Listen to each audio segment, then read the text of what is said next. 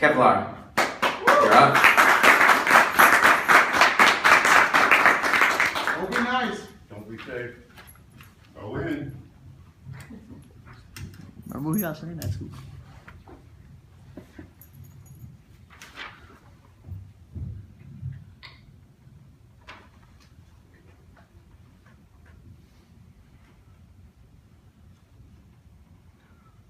Come with me, and you'll be in a world of pure imagination.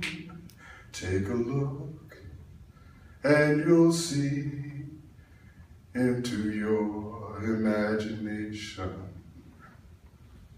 By law, we're not allowed to make an official diagnosis until he's at least 5 years old, but we're pretty sure many of the signs are already there and quite pronounced.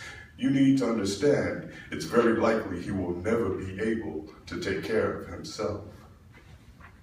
At age 2, there were folks who met my son and thought he'd been raised by wolves. The deadpan, straight ahead, seemingly empty stare never broken when left to his own devices, not even by the sound of his head beating against the wall he backed himself up against. But the second this self-contained, semi-somnambulistic, seemingly self-abusive reverie was disturbed, he became this wild thing, this thrashing, screaming, fighting feral being, this weaponized dissonance, rejecting any attempts at connection, at communion he so desperately needed. That has to hurt, I told the doctors. Can't he damage his brain like that? How do I stop it? Well, yes, of course, a lump or a cut, or even worse, you must break that habit as soon as you can, but you must also be clear on exactly what it is you will be threatening from his perspective.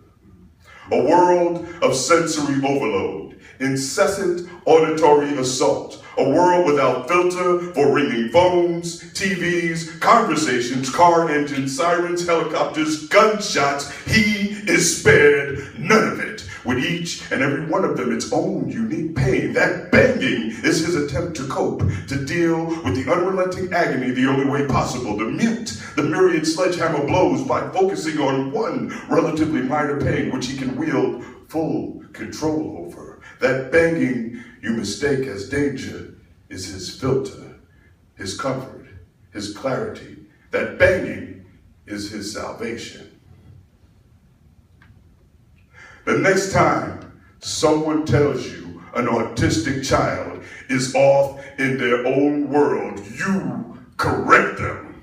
Tell them no, not mental illness, but a mind born way too sensitive to a world that has forgotten how to care. Tell them the most special thing about your child is being born completely unable to not give a damn. I found a way to stop him bumping his head, help him focus. Found it in a movie he seemed to like. These days, he's much better, but sometimes we still sing it together. There is no life I know to compare with pure imagination. Living there, you'll be free if you truly wish to be.